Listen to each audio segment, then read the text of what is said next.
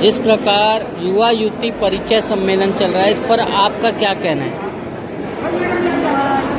जो दोनों तरफ की सदस्य होते हैं उनके लिए तो ये सौभाग्य की बात होती है कि जो एक अकेले रहते हैं दोनों साइड से उनको एक जोड़ा एक होने के लिए ये प्लेटफॉर्म बहुत अच्छा है।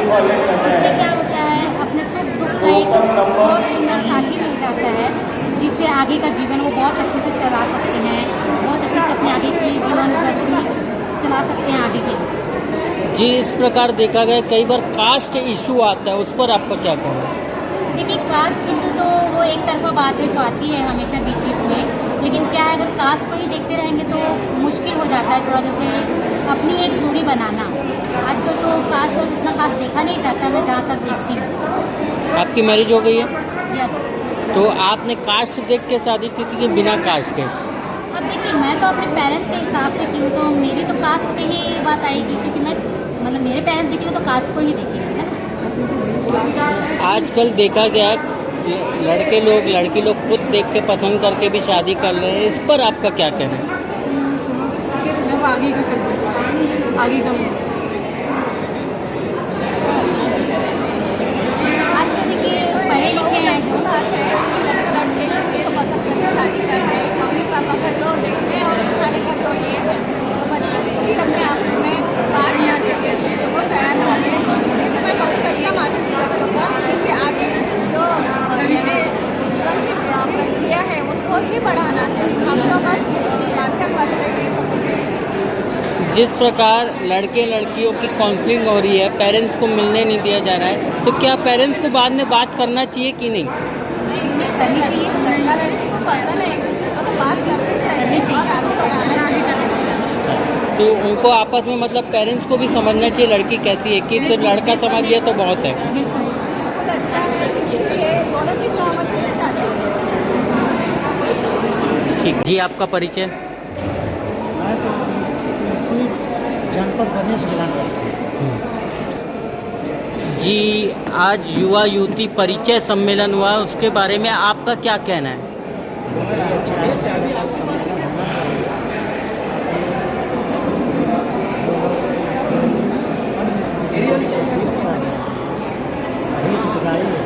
उनको इस परिचय से सहारा मिल जाए, जिसको मिल जाता है, बहुत ही अच्छा है, बहुत बड़ी उपलब्धि है। जो लड़कियां मंच के सामने आकर ये नहीं कहना चाहती कि मैं शादी करना चाहती हूँ, उनके लिए क्या कहना है? कुछ लोग तो आ जाते हैं, जो नहीं आते उनके लिए क्या कहना है? नहीं आते हैं, सब के बारे नहीं जा पाते हैं, नहीं कह पाते हैं, लेकिन आते हैं कुछ दुख से बहुत परेशान है, इसलिए जाकर सब कुछ कर देते हैं।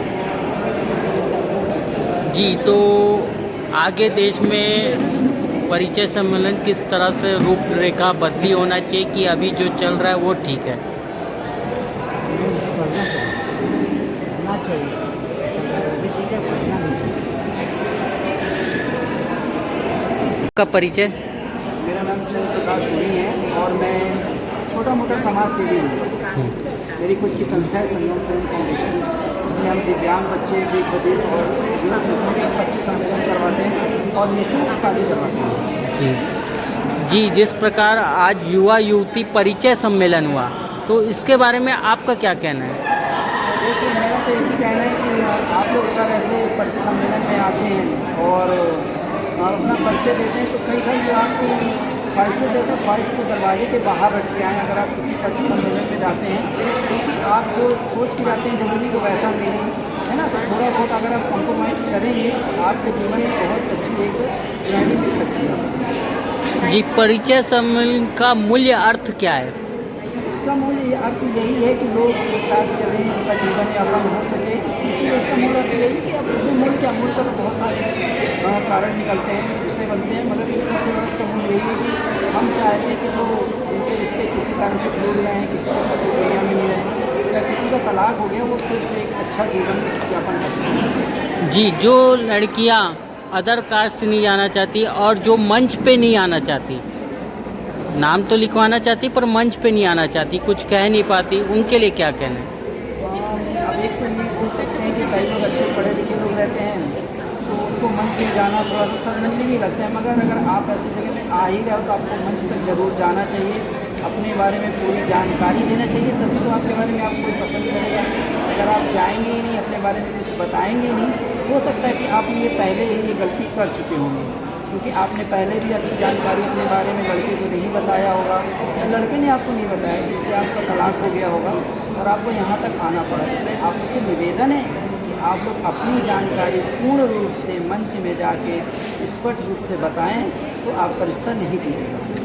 जी, जिस प्रकार आजकल लड़के लड़की आपस में कई बार बाहर ही तय कर लेते, पसंद कर लेते एक दूसरे को और शादी कर लेते हैं, उसके करने जाते हैं, क्या उनके पेरेंट्स से भी बात होनी चाहिए कि डायरेक्ट हाँ भर देना चाहिए घर वालों को भी और शादी हो जाना चाहिए?